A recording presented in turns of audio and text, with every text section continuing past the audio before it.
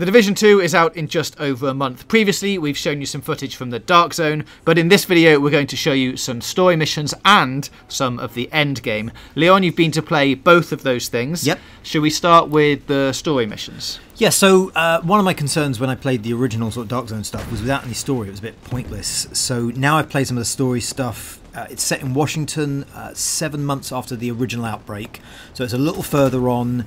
You're no longer now kind of like stabilising society, you're trying to help it. So you still have a base of operations, which is your kind of central command area, but in the first game you were trying to build that up and like improve it. You had to obviously do these things to build up medical and security and whatever. Now you have like from what I played, there's a little community in the middle of the city, which is sort of built in a multi-story car park, tarpaulins and greenhouses and things, and your main kind of drive at the moment is trying to help them rather than build up your base of operations. They're not talking entirely about how it works because I think both systems still seem to be there, but whereas before you were running around a big stern boring kind of military facility and people were going thank you for improving the wing, now you've got kids playing and there's like little gardens and like there's normal non-military people, and you're in Washington trying to bring peace essentially. It's like I say, it's 7 months after the original outbreak. There's like a civil war almost. There's all these factions that have taken power in the vacuum brought on by the collapse of the modern world as we know it. And you're trying to bring down the hyenas is one sort of faction. There's all these different kind of groups that are trying to take control and try and take power. There's also a group called the Black Tusk, which we can talk about a little later on because they're more endgame and they're super top secret. No one's really talking about what they are, but they come across like evil division agents, or like the anti-division. They have your level of like gear and tech and organisation, but they're not working for the forces of good. Right, and so gameplay-wise, it's quite similar to the first game. Your character still levels up. Your base of operations, where all those kids are running around, you still level it up like aesthetically with upgrades and things. Yes, it changes. Like I think I opened up a new roof area when I played it, and I unlocked a barbecue. Like I did something, and suddenly they had a barbecue, and everyone was really happy that they could barbecue. I don't know whether like they couldn't cook food before, but yeah, you're going out and doing these missions. You are trying to help them, and you are this division agent trying to save the world. You've been activated. The gameplay is pretty much the same. You're clamping yourself to cover, like moving around cover, doing these sort of cover-based battles. But one thing I really liked in the story, I thought it does really well, is that it uses the space and varies the space you go into fights. You have obviously the open sort of world, Washington area, and you're running around cars and streets. But when you go into a mission, you'll be in a big, beautiful kind of hotel ballroom, and it's like a really wide, amazing area full of like benches and tables and balconies. Then you might go into a little narrow corridor with some sort of branching bits, so you're condensed in. Sometimes you go in somewhere and it's high up.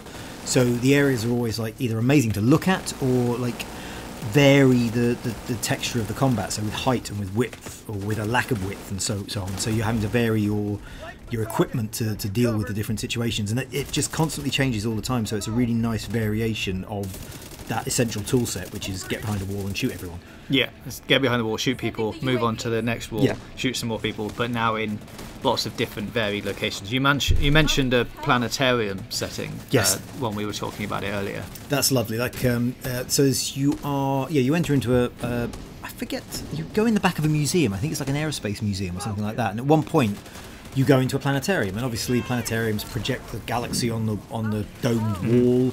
And you've got this woman sort of narrating, you go, the wonders of the universe, and it's giving that sort of like documentary about the stars while the stars are swimming on the walls above you. And you're having a massive shootout with the Black Tusk, and there's like robot sentries stomping around, but all the time there's this museum narration playing. There's a lovely level in a hotel as well where it has like one of those sort of open foyers where the hotel's like a square with a hole in the middle. Yeah. And you're going up one side on the sort of about the third floor, having a fight with a group going up the other side on the other side of this sort of open foyer area. So you're having this sort of balcony based shootout as you're sort of moving through the hotel. It just does really nice, clever ideas. It obviously knows all you do is you go to a wall and you shoot people, and it's just like, how many different ways can we make this sort of interesting? Yeah, and to make it interesting, they've got a whole bunch of new gadgets on hand, and obviously your guns can be upgraded like they could last time. The gadgets you mentioned, a drone which we've seen before. So the ball mine, is that new? The ball mine is old. There's a new drone. So you have the turret that you had before where you can just throw it out and it just lands and becomes a sentry turret. The ball drone, the seeker mine, it's just basically like a little sphero ball, and it trundles along. You put it down the floor next to you while you're fighting, and when you see something, you just tap on them with the bumper button and off it trundles. Those can be upgraded to have a gun, to fire explosive bombs. Basically, the Seeker Mine can drench an area and fire, so you can use them quite well to control the battlefield. So if there's an area that you don't want people in, you can send a Seeker drone to a bad guy there. He sets the whole thing on fire, and then that's shut down for the time being. The flying drone, which is basically like a flying version of the turret you used to throw out, can drop bombs, so you can draw a line and you can just go, that line is now shut down because it's all been exploded. It's also nice that you can just target one enemy. If you vary the configuration, so there's like 3 levels you can unlock.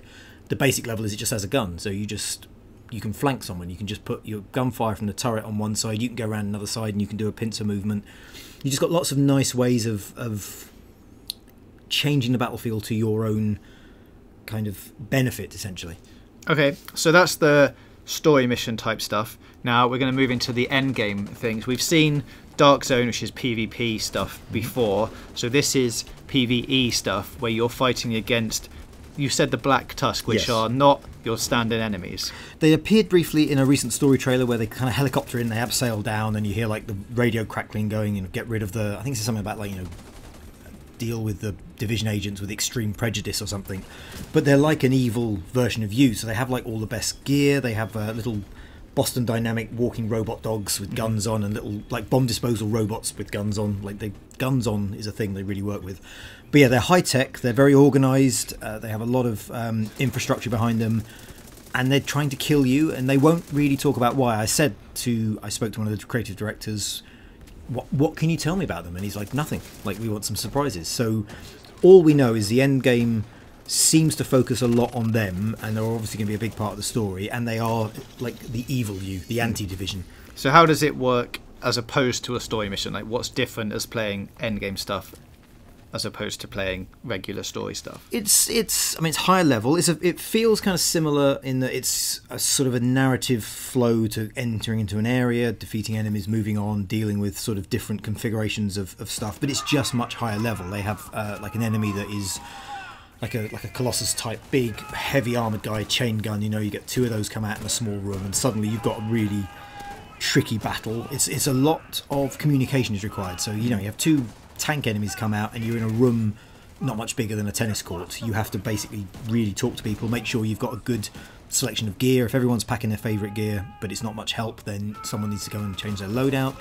You talk about like locking down areas so someone else can go over here. It's very much the kind of thing you get your friends together and you go, we're going to meet up this night, we're going to do this mission, and with this time we're going to finish it because we've worked out this works, we've worked out this, I've unlocked a new gun that will be useful.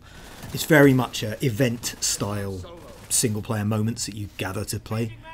Okay, so collectively then, combining the Dark Zone single player and endgame stuff, what has your opinion changed on The Division since we last played it? Yes, I really, really enjoyed it. Like, the Dark Zone stuff I played I thought was good, but kind of empty. You're wandering around a dark zone, every now and then a door would open, a bunch of goons would pour out, you'd kill them, and that was essentially it in the context of a demo, because you can't keep the loot, you can't do anything like that.